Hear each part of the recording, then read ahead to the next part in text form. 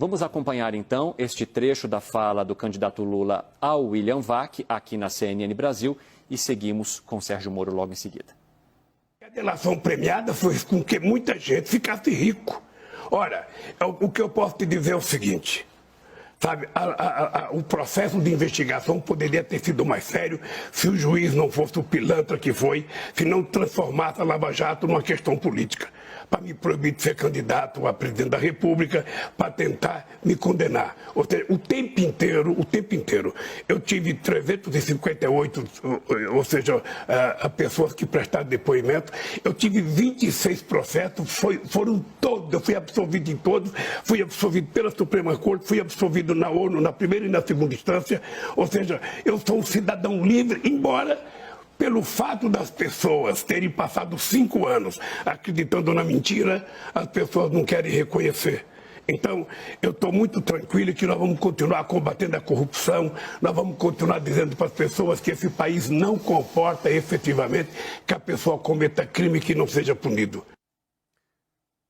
Ministro, o candidato Lula, do PT, menciona mais de uma vez que esta operação foi uma mentira, numa tentativa de tirá-lo do páreo das eleições. Eu gostaria que o senhor primeiro comentasse a sua visão sobre o que foi dito, então, pelo candidato Lula ao William Vac. Boa noite. Boa noite. Primeiro, boa noite a todos. E eu queria agradecer a oportunidade de ter esse direito de resposta, porque fui citado, fui inclusive ofendido. O que a gente tem que deixar muito claramente aqui, inicialmente, é que o ex-presidente Lula mente, ele está sendo mentiroso. Porque, primeiro, ele não foi absolvido e nem inocentado. Isso é muito claro. Eu proferi uma sentença contra ele, como juiz, aplicando a lei, e o condenei por corrupção e lavagem.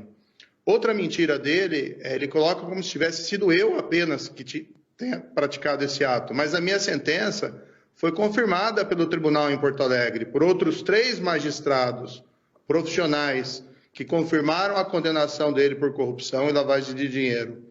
Depois, essa decisão foi confirmada de novo em Brasília pelo STJ por outros 5 magistrados. Ele ainda foi condenado no processo do sítio de Atibaia, em relação ao qual até hoje não deu uma explicação por que as empreiteiras Odebrecht e OS fizeram obras e reformas milionárias no sítio que ele utilizava como se fosse proprietário. Ele foi condenado nesse processo por uma outra pessoa, por uma juíza corajosa, de Curitiba, e essa decisão também foi confirmada no tribunal em Porto Alegre.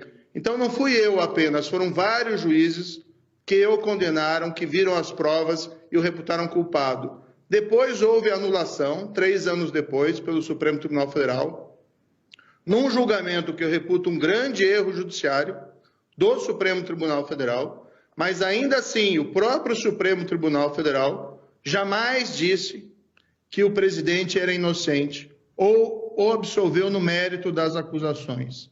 Então, pende sobre o Lula, sobre o candidato, uma nuvem negra, que são as condenações e as provas da corrupção na Petrobras durante o governo dele, que ele não explicou. Porque não é um caso de corrupção isolado no tempo e do espaço. O que foi revelado pela Lava Jato, e todo mundo bem sabe, é a corrupção vinculada a um projeto de poder, assim como foi no caso do Mensalão. Algo muito diferente desse quadro, em que o presidente mente, no sentido de que ele pretende combater a corrupção ou pretendeu combater a corrupção no passado. Quem pretende fazer isso não instaura uma perseguição e uma difamação contra aqueles que cumpriram apenas o seu dever.